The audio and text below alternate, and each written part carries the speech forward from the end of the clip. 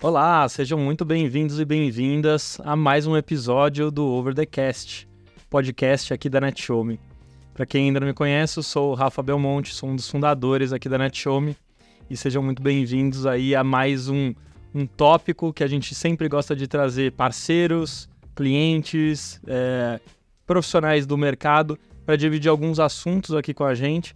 O assunto de hoje é bastante polêmico no mercado aí de agências, porque muitas vezes ajuda e algumas vezes dificulta no trabalho, mas é a questão das concorrências, né? A gente trabalha bastante com agências aqui na NetShowme, a gente tem até uma área de parcerias, então nessa interação com o mercado a gente percebe que existem hacks de atendimento, hacks que agências de diferentes portes podem trabalhar para que facilite mais o relacionamento com os clientes no final, trabalhando através de formatos de concorrência. A gente vai discutir aqui, né, com os meus dois convidados aqui no papo de hoje, que um deles é o Novaes, o Vitor Novaes, sabe tudo desse universo aí e vai ajudar bastante a gente guiar o papo com várias discussões, vários temas bacanas. E estamos aqui com a Tati da Gal, também, que é super parceira, e vai ajudar a gente também a olhar pelo lado da agência e saber como outras agências poderiam melhor trabalhar com seus clientes no que tange às concorrências, quais hacks ela utiliza. Se você quiser, primeiro se apresenta aí, depois eu passo a palavra para a Tati. Fechado, valeu, Rafa. Eu vim de agência, né? Quando eu cheguei na NetShowme há 4 anos atrás, um dos motivos por eu ter chegado na NetShowme foi a experiência com agência, e cheguei na NetShowme para fazer a conexão entre agência e NetShowme e criar uma parceria, né, para otimizar os negócios para ambos os lados. E aí, ainda mais com essa experiência na NetShowme, aprendi algumas coisas que eu acho que vale a pena compartilhar aqui com a galera, compartilhar com a Tati, entender a visão dela sobre isso. E acho que eu vou poder ajudar um pouquinho nesse papo que a gente vai bater. Tati, se apresenta aí pra gente.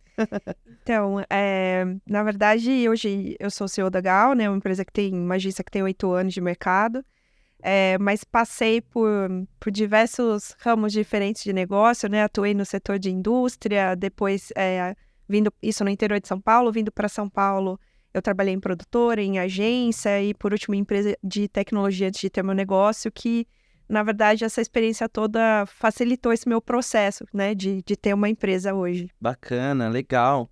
Rafa, você falou sobre concorrência, né? Mas é legal falar sobre o que seria o processo de concorrência dentro das agências. E para quem não sabe muito bem como funciona, basicamente, eu como um cliente, sou uma empresa, tenho um projeto, tenho um evento, tenho um filme a realizar, eu preciso de uma agência para realizar esse projeto. Eu posso abrir um processo de concorrência na qual, por exemplo, 5 agências, um número de agências que teoricamente deveria ser pequeno, vão participar. Essas agências vão apresentar o projeto, vão apresentar muitas vezes o plano de mídia, vão apresentar os custos desse projeto, e aí quem mais atender às expectativas do cliente vai ganhar essa conta, né? E do jeito que isso é feito hoje em dia no mercado, acredito que levanta muitos questionamentos, e é sobre esses questionamentos que eu gostaria de trazer aqui. Como eu já adiantei, eu atendo agências, atendo produtoras, enfim. E muitas vezes chega para mim um processo que está em concorrência, mas eles precisam cotar a parte de live streaming, uma plataforma para um evento que vai rodar a transmissão de um evento, e esse projeto está na fase de concorrência. Eu queria trazer alguns números aqui que são números internos, tem números de mercado aqui também que depois eu vou compartilhar. Basicamente, 18,5% dos projetos que não avançaram foram perdidos por conta de concorrência. Mas o que mais me assustou foi que 40,7% dos projetos que não avançaram, o cliente não deu uma resposta sobre a concorrência, né? E aí acendeu um alertinha aqui pra gente, falar, opa, precisamos falar sobre isso, porque tem alguma coisa que não está sendo muito boa, tanto para o mercado de clientes, etc e tal, quanto para as agências. E isso acaba sendo não só uma realidade nossa, né? A gente percebe que é muito realidade do mercado, inclusive pelos próprios dados do mercado, do quanto que assusta muitas vezes os profissionais que trabalham em agências trabalharem se dedicarem, investirem energia, tempo, dinheiro e muitas vezes não terem a resposta do cliente em relação a seguir ou não seguir com o projeto. Tem algumas pesquisas que trouxeram 100 pessoas do mercado e 65% dessas pessoas entrevistadas, que eram executivos de agências, falavam que esse processo é injusto. Tati, esse processo é injusto? De certa forma, sim. Porque quando a gente entra numa concorrência, né, independentemente se é um cliente que você já atende, é um processo que vai ter que ser executado junto com outros concorrentes ali, porque é um serviço novo, uma demanda nova e, de repente, isso é uma exigência, né, por compliance e tudo mais da empresa. Independentemente disso, existe todo um trabalho que a gente dedica, né? Eu tenho como conceito, eu entendo que o relacionamento, ele é, para mim, o primeiro pilar, assim, para te ajudar num processo de concorrência, porque se o cliente se entende que foi acolhido, que você realmente entendeu o que ele precisa, tal, isso já facilita no processo, porque as pessoas hoje têm muita dificuldade de ouvir. Então, acho que isso já é um passo importante para você ter. E aí, dentro do processo de concorrência, muitas vezes a gente tem que construir um projeto, tem que construir uma ideia, e não temos, na maioria das vezes, o tempo necessário para poder produzir isso. Então, existe uma dedicação extrema da equipe para construir todo esse projeto, toda essa ideia. E muitas vezes, é o que vocês comentaram, no final do processo, às vezes você perde essa concorrência, porque pode acontecer, mesmo tendo já uma parceria, e não há um compromisso do cliente em te retornar dizendo quem ganhou, por que ganhou, né? Onde você poderia melhorar. Falta essa transparência também com a gente, né? Então, eu considero, sim, que na maioria dos casos, né, ele é injusto e a gente acaba tendo um esforço muito grande até para conseguir saber qual foi o resultado daquela concorrência que você participou, né? Você trouxe um ponto bastante interessante, né, que é o fluxo de trabalho que a gente tem para a entrega dessa concorrência. Né? Primeiro que muitas vezes, na verdade, a prática do mercado é que as agências trabalhem nesse projeto, entreguem esse projeto para o cliente e eles não vão receber por esse projeto. Eles só vão receber se eles ganharam a concorrência. Então, a gente já está falando aí de um trabalho, de certa forma, aí não remunerado. Né? E aí eu queria descer um pouquinho e falar nos colaboradores das agências que muitas vezes vão virar à noite para entregar um planejamento, para criar as artes, para fazer um plano de mídia e etc. E não vão conquistar esse projeto. A gente bateu um papo agora um pouquinho antes da gente começar e é engraçado como... Engraçado não, de maneira alguma isso é engraçado. Mas é interessante. Trágico. É trágico, né? Tragicômico. É tragicômico. Como os bons profissionais que estão nas agências, né, que você vinha falando, eles estão saindo por exaustão, por não aguentar mais essa carga horária e etc. Eu acredito muito que a concorrência, né, esse processo de concorrência tem influência nisso. E eu, claro, sem puxar a sardinha para o meu lado, acabo sentindo isso na pele, né? De ter que fazer um orçamento, ter que criar a projeção de uma plataforma de uma hora para outra e tudo mais. E eu faço isso com muito amor, assim, com certeza. Mas eu sinto que, principalmente do lado de lá, é um esforço enorme que muitas vezes não é recompensado, né? Sabe aquela história de que a gente trabalha para viver e não vive para trabalhar? Então, eu tento respeitar muito isso com relação ao meu time. A gente tenta prezar pelo que é saudável, pelo que funciona, até porque para criar, a gente precisa estar bem, né? Quando a gente entra em processo criativo, seja de um designer, seja de um roteirista ou qualquer outro profissional que trabalha com criativo, se você está extremamente cansado, se você está estressado, a gente sabe que isso não funciona, né? Tanto que tem aquela brincadeira assim, putz, eu fui ter uma ideia quando eu entrei no chuveiro para tomar um banho, né? Então, você precisa ter um respiro, né? Você precisa ter esse momento para você conseguir criar. E aí, às vezes, realmente a gente entra num fluxo muito complexo de pouco tempo para desenvolver tudo aquilo e a corda sempre acaba arrebentando em uma das pontas, né? Mas eu sei que, por mais que essa realidade que eu tento exercer dentro do meu ambiente de trabalho não seja algo bom, nem todas as agências conseguem ter esse mesmo fluxo, né? E na maioria das vezes, dependendo do tamanho da concorrência, realmente a gente vai ter um trabalho gigantesco de início. E aí existe toda uma frustração, tanto para quem desenvolve isso sem ter um feedback, quanto para a gente que está ali na ponta negociando, quanto até para os parceiros que estão junto com a gente, esperando também uma resposta, às vezes dedicando espaço em agenda, tudo para que as coisas possam acontecer se aquele projeto for aprovado ou não. E aí vem aquela frustração da gente não ter esse feedback, né? E realmente do que você está falando, muita gente está deixando o mercado, né? Existe todo um movimento aí sendo discutido em ambos os setores que a gente tem, mas principalmente nas agências, porque ficou insustentável manter esse cotidiano, né? Como a gente comentava antes. Antes era bonito falar estou até tarde na agência, produzindo um material XYZ. E hoje isso não funciona mais, porque a gente entende que é necessário ter esse respiro, né? Viver um pouco mais e não só trabalhar.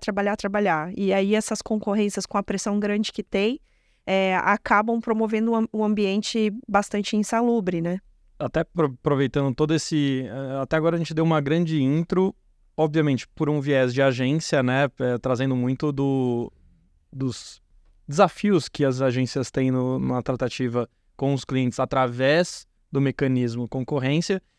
Acho que é importante também, tem muitas empresas aqui também assistindo a gente, que óbvio, para elas acaba sendo um mecanismo muitas vezes favorável, porque ela muitas vezes consegue reduzir o valor dela, o valor de investimento, ela consegue ter uma diversidade um pouco mais nos criativos, nas ideias que ela pode seguir, ela ganha mais confiança na comparação entre uma agência e outra. Acho que é importante também trazer um pouco dos dois lados aqui para a gente situar, porque tem diferentes perfis assistindo o nosso conteúdo. Mas já que o tema central é hacks de atendimento de agências perante o processos de concorrência, eu queria talvez direcionar aqui um pouco com os nossos dois especialistas aqui do podcast em quais seriam esses hacks que a gente poderia ajudar. Tem muitos profissionais de agências aqui consumindo esse conteúdo conosco. O que a gente poderia sugerir para que esse processo tivesse menos fricção, tivesse menos interferência, fosse um pouco mais fluido? Já que o mercado trabalha dessa maneira, como que eles podem transformar o limão na limonada, né? Como que eles poderiam maximizar o resultado que eles vão ter, já que eles precisam participar, em aumentar a probabilidade de sucesso num processo de concorrência? O que vocês acham aí, Novaes? Vamos lá. Bom, eu como um bom iniciante nos podcasts, esse é o primeiro podcast que eu tô fazendo, tô com um computadorzinho aqui do meu lado com todos os pontos que eu anotei. Então vai dar para ajudar a gente a falar sobre essas hacks. Mas antes de entrar nessas hacks, Rafa, você trouxe um ponto bastante importante que, de certa forma, esse processo de concorrência auxilia sim o cliente a achar a melhor agência. Mas ao mesmo tempo que ajuda em termos de preços, em termos de comparação, ele perde a possibilidade de, dentro de um modelo ideal, qual é a agência que mais se encaixa com minha forma de pensar, qual é a agência que eu vou ter o melhor relacionamento daqui para frente. Então, quando a gente traz o processo de concorrência de uma forma ideal, com mais tempo e com mais relacionamento com a agência em si, a gente dá facilidade para o cliente falar: eu vou trabalhar com quem mais se parece comigo, com quem tem mais chance de conseguir os resultados que eu estou em busca, trabalhando da forma que eu trabalho, né? Então, acaba sendo um processo de contratação, como de um colaborador dentro da empresa. Você quer, obviamente, alguém que melhor tenha sinergia com você mesmo. Exato, e isso é perdido dentro desse processo. Mas vamos lá, a gente está vivendo esse processo. Então eu acho que é legal a gente colocar aqui, talvez, quais seriam os primeiros pontos para a gente fazer análise do que é ou não uma concorrência interessante para a gente participar. Tati, eu coloquei aqui uma palavra que é prazo, né? E a gente sabe que dentro da concorrência tem prazo para você apresentar o projeto, para você fazer a apresentação para o cliente, para ele te dar a resposta, e a do início do projeto em si. Esses prazos, eles aparecem realmente nas concorrências? Eles são cumpridos? Como que chega esse direcionamento de prazos dentro de uma concorrência? Geralmente os prazos são bem estabelecidos pelos clientes, né? O que eu tento fazer é que nesse primeiro contato, muitas vezes, quando o projeto vem pra gente, às vezes eu sou a primeira agência que eles estão falando. E aí eu tento também trazer a realidade para o cliente de que, às vezes, aquele prazo é insuficiente para a execução de tudo que ele precisa, né? Principalmente quando a gente envolve outros parceiros de negócio, quando a gente precisa buscar soluções no mercado ou trazer alguma coisa inovadora, você não vai conseguir contatar todo mundo, falar com todo mundo em tão pouco tempo, às vezes, né? Então, eu sinto a responsabilidade de identificar para o cliente que talvez aquele prazo que ele pediu é inviável. Boa parte das vezes que eu tive essa conversa com o cliente, foi possível flexibilizar, a não ser que seja, por exemplo, uma concorrência que a gente vai pensar de uma empresa pública, que é muito mais engessada, que isso precisa ser publicado. Mas ainda assim, em processos que eu participei, eu consegui ter muito diálogo antes com esse cliente, mesmo do setor público, mesmo em concorrências que eu não ganhei, para deixar mais claro para ele que, às vezes, aquele prazo de execução é inviável. Mas quando a gente está falando, às vezes, por exemplo, de um projeto publicitário, alguma coisa nesse sentido, às vezes a empresa já chega com o tempo dela esgotado. E aí esse diálogo, às vezes, não é possível ser construído, né?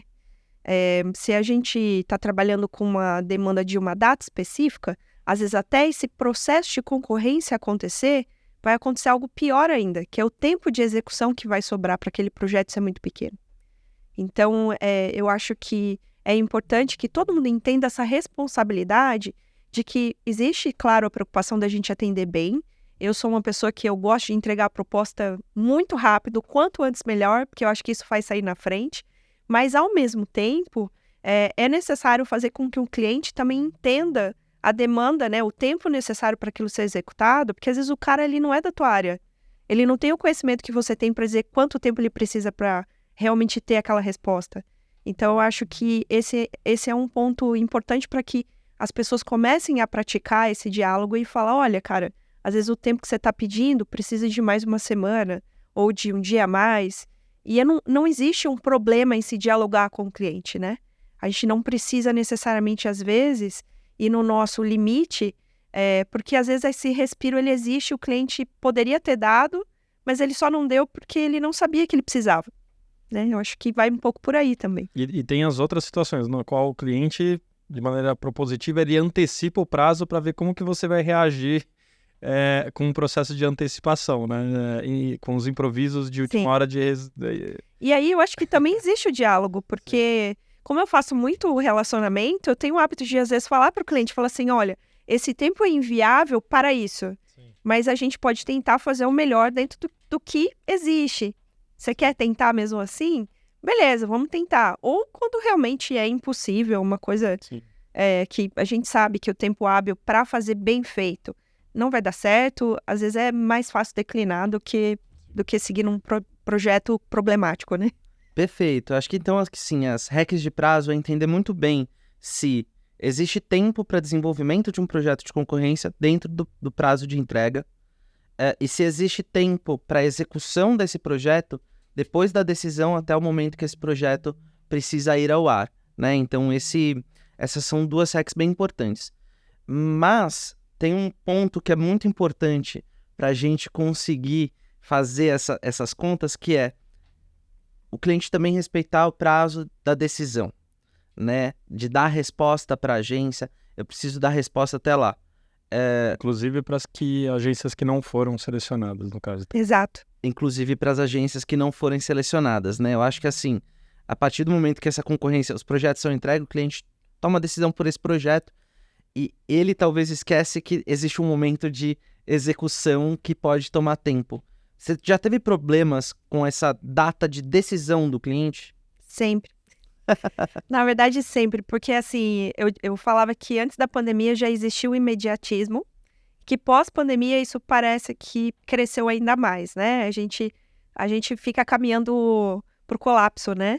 E então as pessoas estão cada vez com mais pressa. Só que o problema é que existe uma burocracia na maior parte das empresas para se aprovar e às vezes um processo de aprovação que passa por um fluxo enorme de pessoas. Então, assim, todo projeto que chega é urgente. Você precisa entregar urgente, é para amanhã, é para hoje. E aí, quando você entrega aquela proposta, existe aquele fluxo da concorrência, da aprovação, de escolher o fornecedor. E às vezes ele demora tanto que para você executar o trabalho no final, você tem que virar uma operadora de milagres, né? Porque, na maioria das vezes, não tem o tempo hábil necessário para isso, né? Então, isso acontece muito, assim, no nosso fluxo de trabalho. E, com o tempo, eu acho que até a gente foi se preparando um pouco para conviver com isso, assim, mas eu acredito que agora a gente está num processo até mais acelerado, né? Mas o processo de aprovação, ele não corresponde ao mesmo tempo que a gente tem para produzir aquilo, né? Então, Tati, assim, resumindo tudo isso, talvez, tem data para produzir? Tem, vamos fazer. Não tem? Falar com o cliente, que é um ponto extremamente importante para a gente ser aberto. E o cliente, é importante ele ouvir, porque tá falando com um especialista. Sim. No final das contas, né? Mas, assim, se não houver possibilidade de ajuste para as datas serem suficientes para essa produção, ao invés da gente fazer o que a gente vê muito fazendo no mercado, trazer os colaboradores, ficar até as 4, 5 horas da manhã fazendo o projeto, talvez entender que talvez aquele cliente não seja um cliente para a agência, que talvez seja uma demonstração de que o relacionamento com ele até o projeto ser realizado ou nos próximos anos que você vai ter FII com essa agência, talvez sejam exatamente iguais a esse processo de concorrência.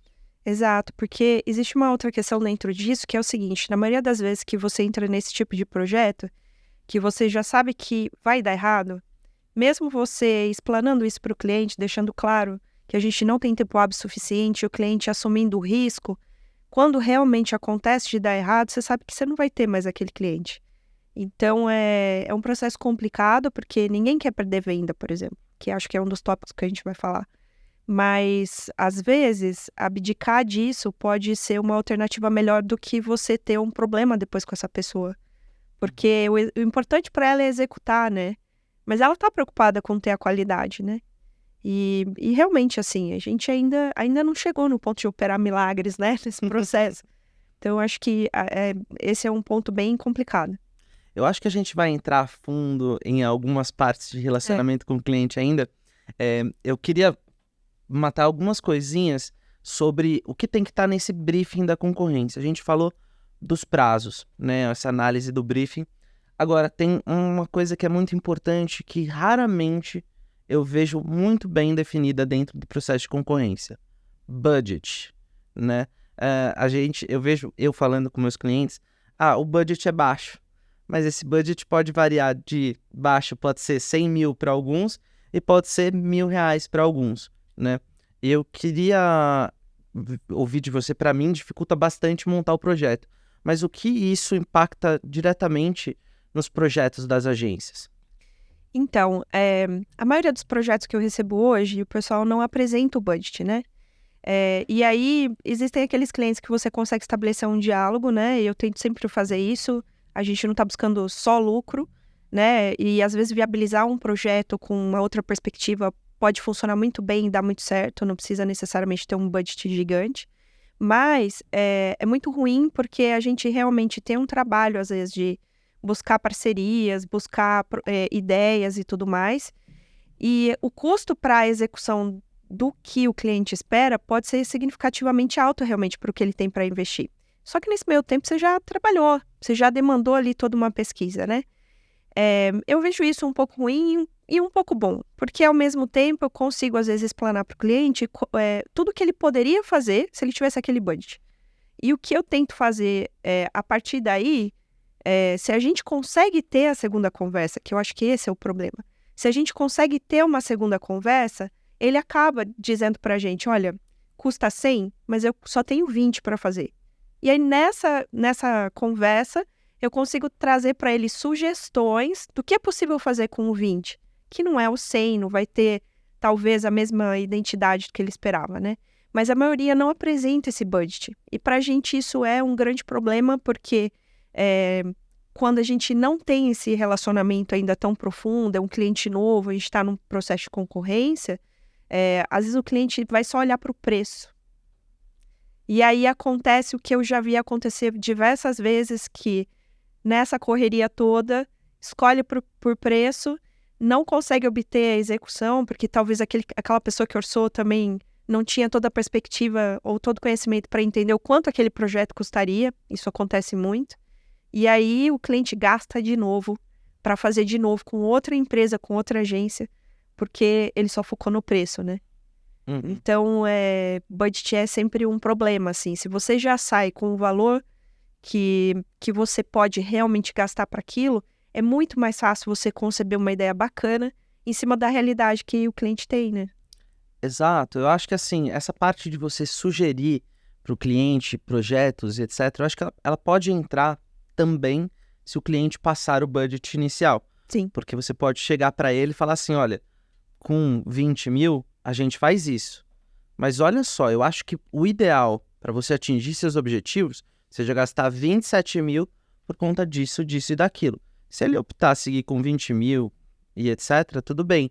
Mas aí você já se apresentou aquele projeto e apresentou o de 27 mil. Na roda de apresentações, né, quando começa a sequência de apresentações de uma concorrência, de diversas agências, quando não tem budget, eu já participei de algumas apresentações, quando não tem um budget definido, vai ter uma agência que vai apresentar, vou falar de lives que fazemos tantas lives, né? Tem uma agência que vai sugerir a live no escritório do cliente com uma câmera e tem uma outra agência que vai sugerir num estúdio com um painel de LED, com 3 câmeras grua e ainda um drone em cima do estúdio para mostrar onde está sendo gravado, né? Então, onde está sendo filmado. E para os dois, a expectativa era de que aquilo estivesse dentro de um budget reduzido, entre aspas. Bom, o cliente vai lá, vai escolher provavelmente a mais barata e ele nunca vai saber qual seria o projeto mais barato daquela que desenhou um projeto astronômico, né? Então, eu acho que isso é prejudicial para todo mundo, não ter o budget. E ao mesmo tempo, eu acho que existe uma coisa que, assim, a gente precisa ter esse diálogo com o cliente, sabe? Porque muitas vezes eu ganho concorrências nessa conversa, porque a maioria não abre o budget de início. Eu acho que, assim, talvez em casos específicos você saiba o quanto o cliente tem para gastar, ou quando você já tem um relacionamento maior, de mais tempo, o cliente chega e fala para você, esse ano eu tenho tanto, ou esse projeto eu só tenho tanto de verba. Mas o que, por exemplo, eu tento fazer no dia a dia, até com os projetos que a gente tem em sinergia, é mostrar para o cliente diversos cenários. Então, quando há possibilidade, eu tento trazer para ele, olha, nesse cenário macro, você tem isso aqui, mas se você quiser executar teu projeto, com esse mínimo aqui, você vai fazer até aqui.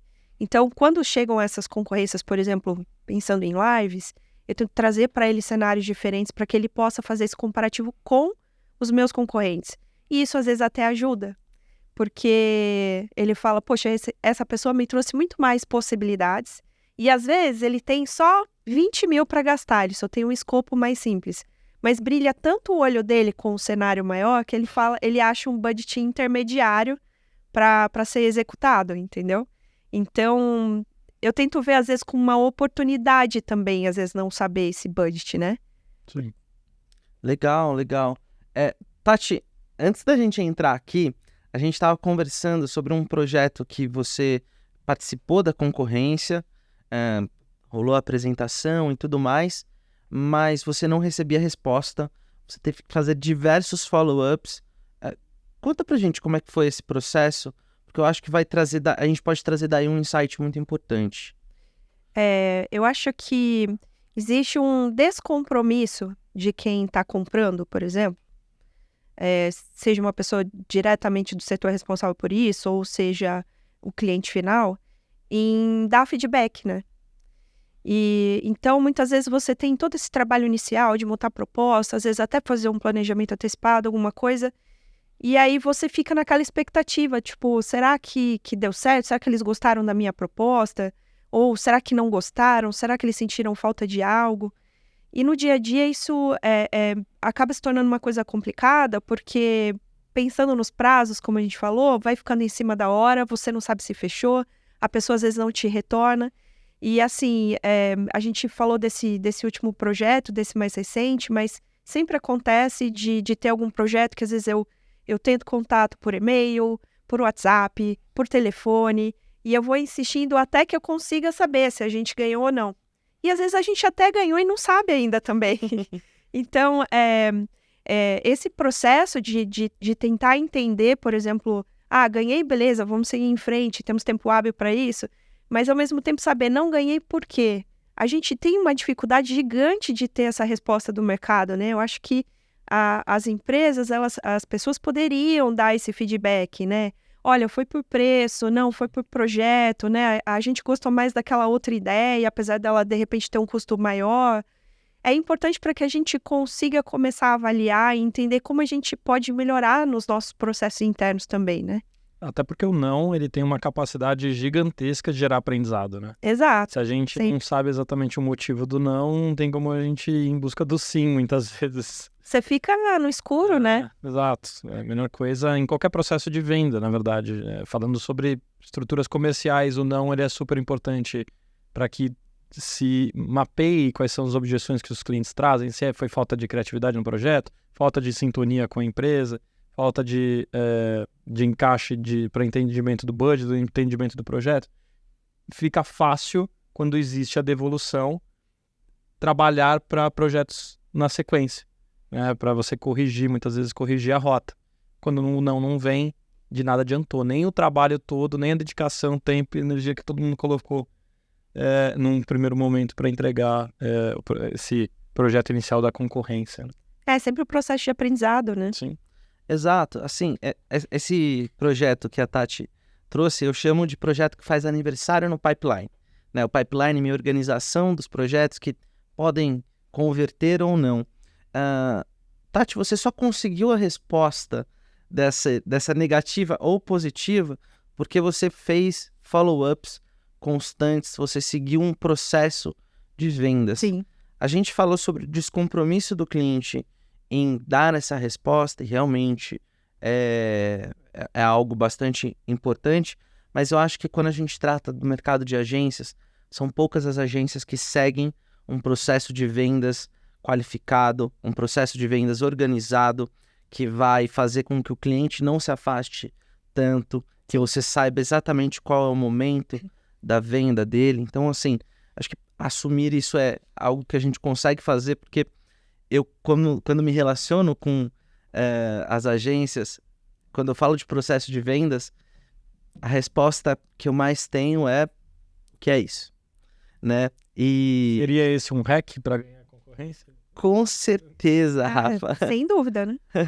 E eu acho que seria muito legal, Rafa, se você pudesse trazer um pouquinho da sua experiência e de maneira bem sucinta, dizer como você pode organizar seus projetos ali, como você pode não perder o relacionamento com o cliente, entender qual etapa ele está, de maneira bem resumida, para que as agências consigam aplicar mesmo esse resumo no dia a dia deles.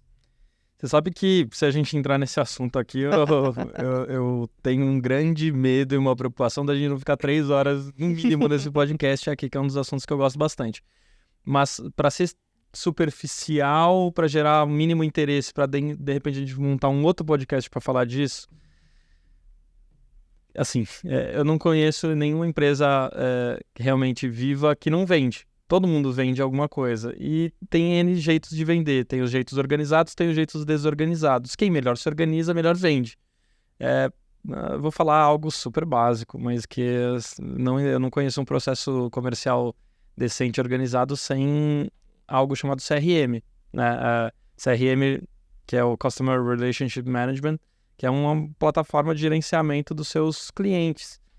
Assim, coisas básicas, galera, mas que a gente acredita que também falta muito desse profissionalismo, dependendo do porte de algumas agências. A gente chega a algumas agências para se relacionar aqui conosco, né? Porque também foi por isso que você levantou esse tema, que quando a gente vai discutir alguma coisa sobre estrutura comercial, ela realmente fala assim, não tenho, não sei, não faço, e aí ela acaba tendo a dificuldade de se organizar para, se vai entrar num processo de concorrência, quais são as etapas que eu deveria já prever que eu vou ter que passar para chegar lá na frente, se der certo, que maravilha que deu certo, mas para não ficar na sorte do se dar certo, que eu já tenho que me preparar antes para ter outras oportunidades de vender, não ficar dependendo daquela única galinha, né? Então, o CRM ajuda a criar toda uma estrutura de relacionamento com essa base, sabendo o que está mais aquecido, do que já está num nível de relacionamento capaz de mandar uma proposta comercial, do que ainda está meio frio, do que eu ainda quero me relacionar.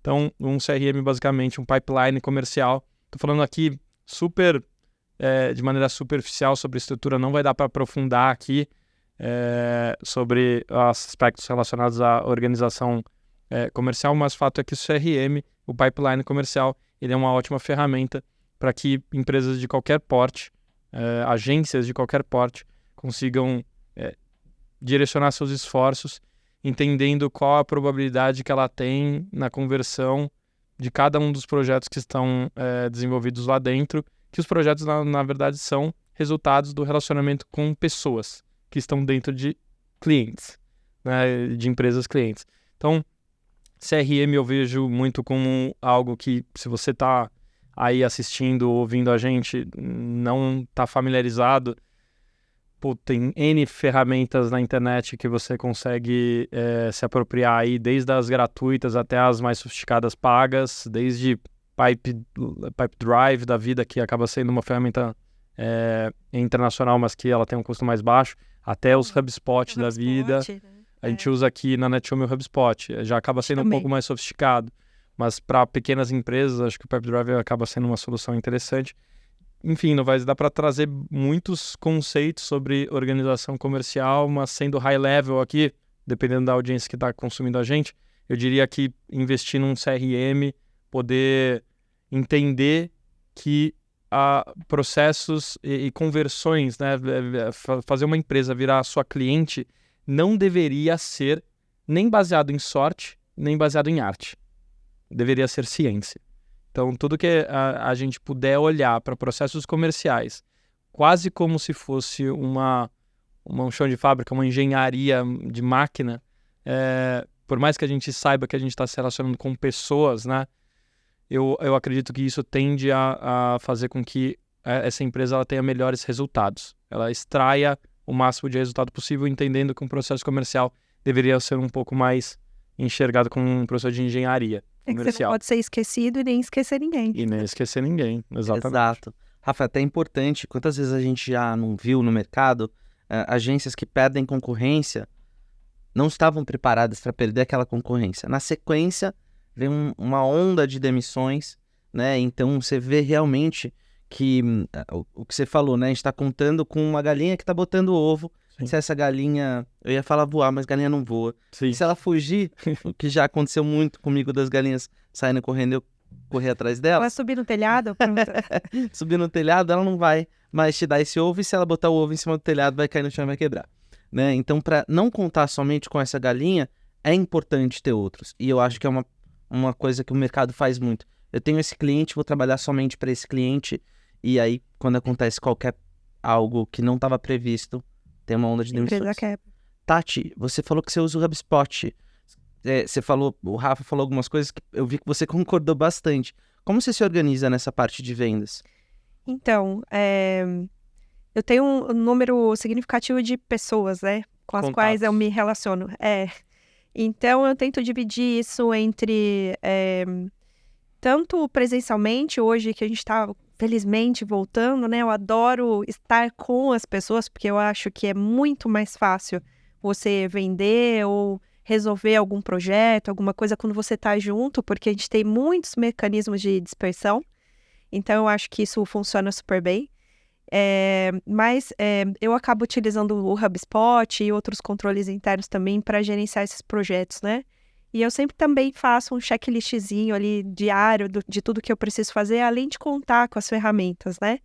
Porque eu também fico buscando novas possibilidades de vender novos projetos, né? Novas soluções para os clientes que a gente já tem. Então, além do relacionamento diário, de buscar ter mais clientes, né?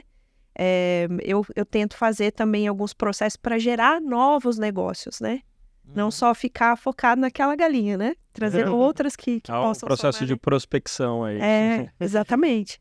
Exatamente. Eu acho que não dá para ser reativo só e ficar esperando com que as oportunidades cheguem, né? A gente quer fazer os nossos negócios crescerem, então a prospecção ativa ela é uma excelente ferramenta também para os gestores aí, novamente falando, desde empresas pequenas até empresas maiores, irem em busca de oportunidades de maneira organizada, usando bastante dessa engenharia comercial, que acaba facilitando bastante o alcance do resultado esperado aí. Você sabe que, só fazendo um complemento em cima disso, quando eu comecei, eu era uma pessoa de um cliente só, né?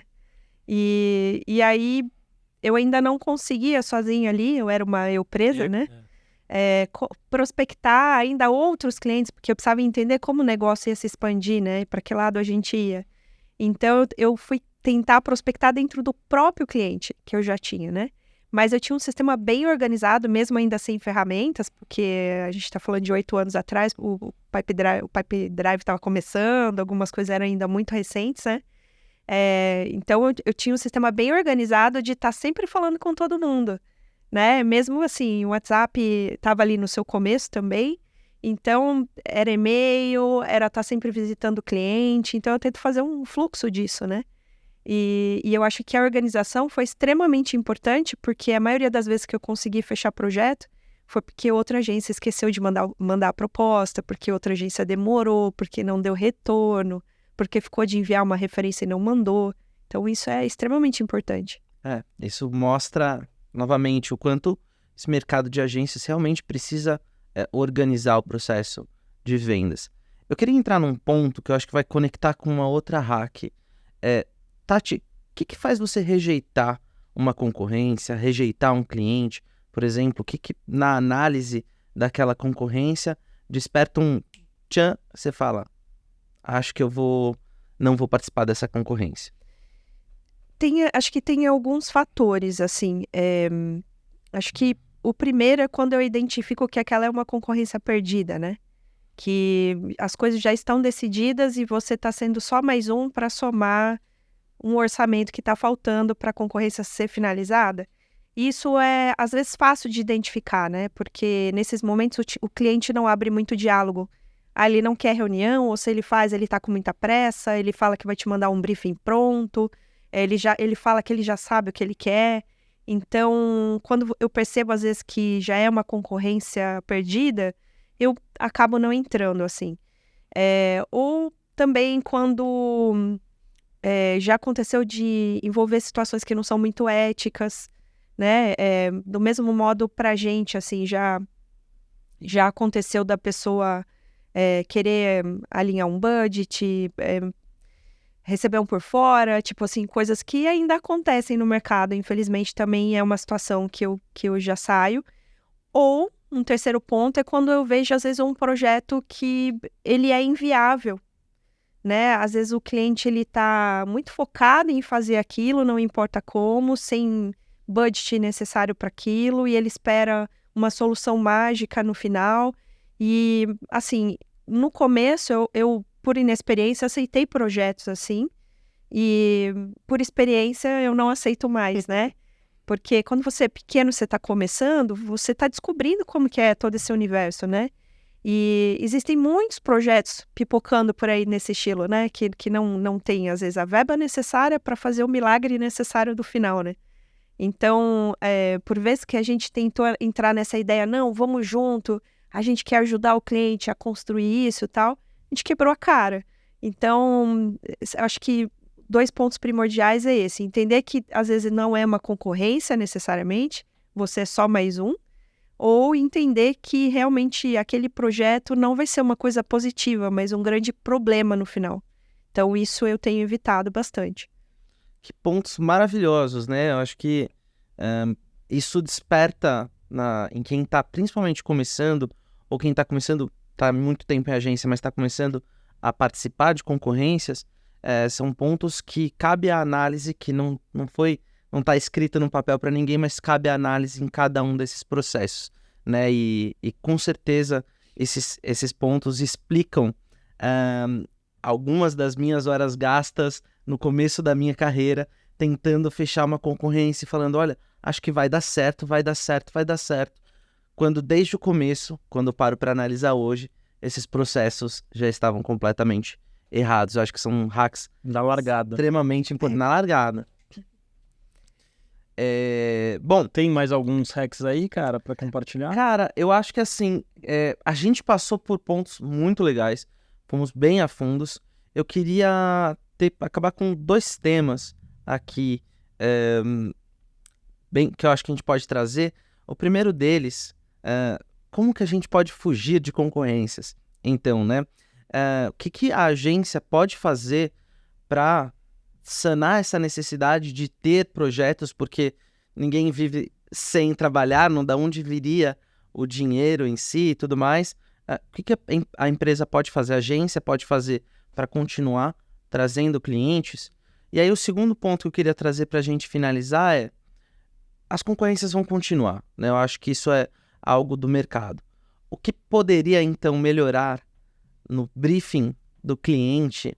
O que poderia melhorar do lado do cliente para que essas concorrências sejam mais saudáveis?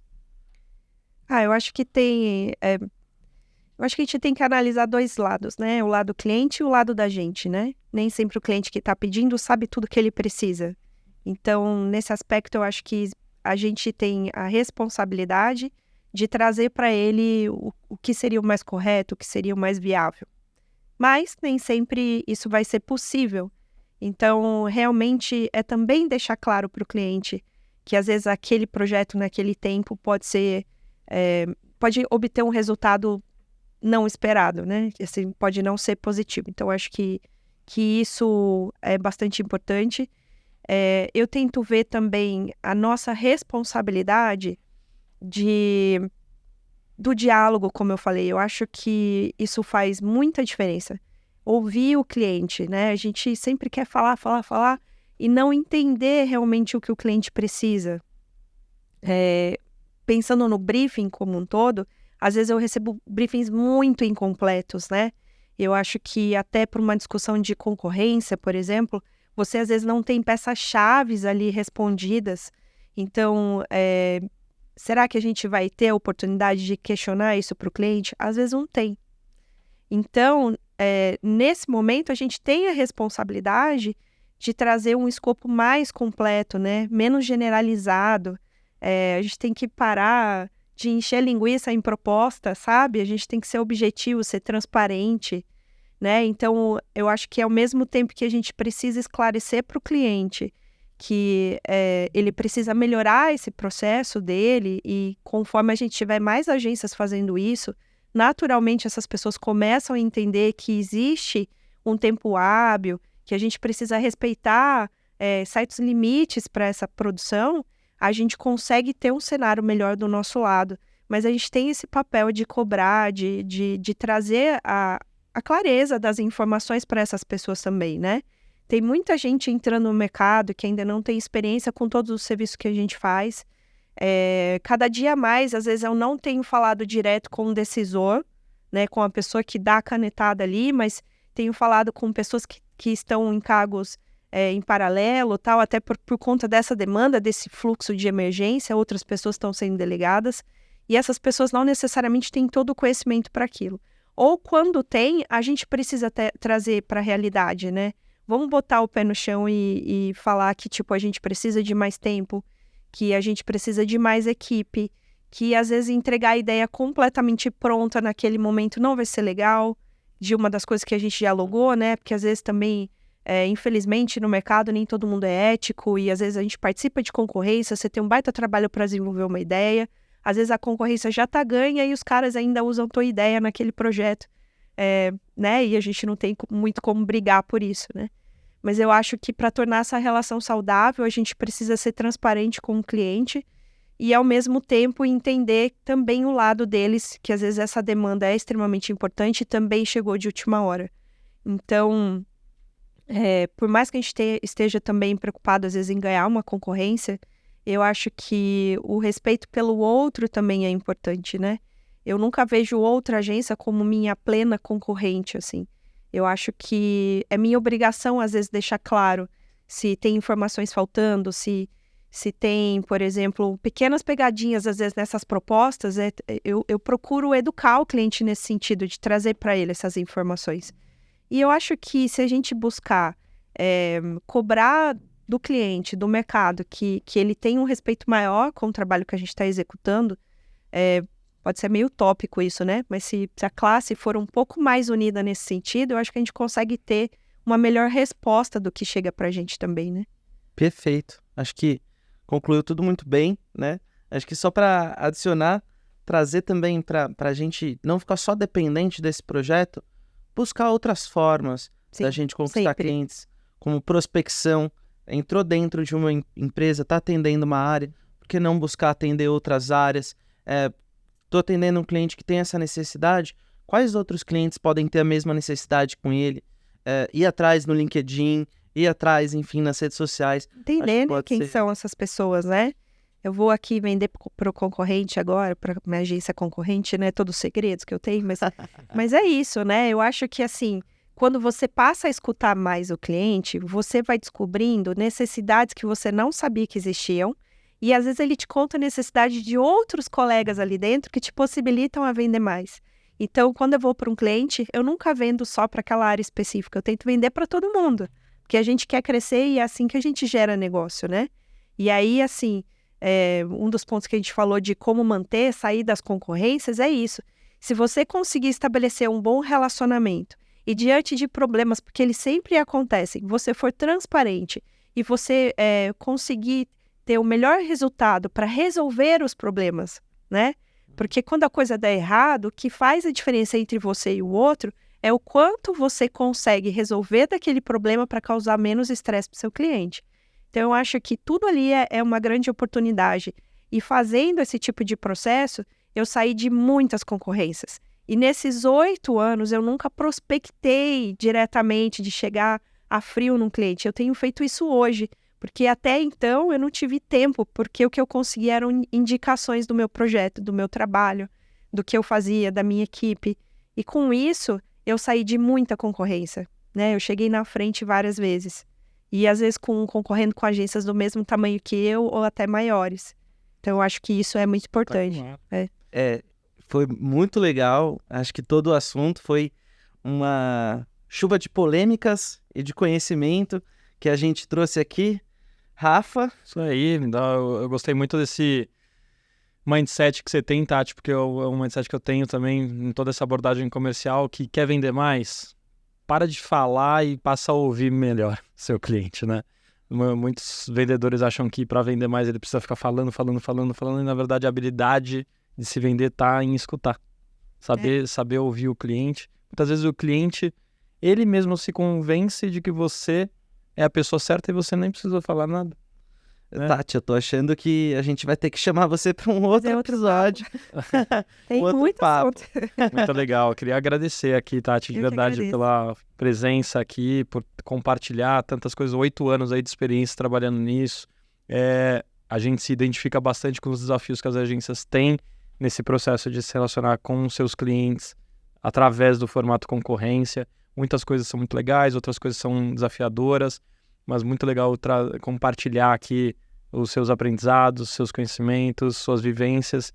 Acho que o grande intuito daqui do Over the Cast com esse assunto é poder ajudar quem está aí assistindo, está ouvindo a gente, para que tenha menos fricção do que nós tivemos ao longo da nossa trajetória. Se você conseguir se beneficiar com alguma coisa do que a gente dividiu aqui, está super bem investido o nosso tempo em estar aqui compartilhando, batendo esse papo, né? Queria também agradecer você, Novaes, aí, super parceria nossa aí dentro da NetShowMe. Muito legal também ter seus conhecimentos aí, sua vivência nesse mundo de agência, ajudando aqui a gente melhor se relacionar com essas agências e produtoras parceiras. Valeu, Rafa. Acho que assim, são assuntos polêmicos, mas que precisam ser tratados, porque é benéfico para todos que o mercado evolua. Sim, né? sempre. E assim, daí a gente vai conseguir trazer ainda mais negócios. Tati, considerações finais? Super agradeço. Acho que eu vou ter que montar um podcast também, porque tem tanta Super coisa para falar, né? Super bem-vinda aqui ao nosso espaço. E eu acho que, assim, esse bate-papo que a gente está tendo vale para qualquer mercado, assim, não só para o nosso ramo de atuação, né? E cada dia mais, assim, eu acho que tá faltando a gente ter esse cuidado, né? Se profissionalizar e não é porque você tá começando agora, que você tá sozinho, né? Ou é uma empresa pequena, que você não pode agir com profissionalismo, né? Eu acho que você deve, se você pensa em crescer, né?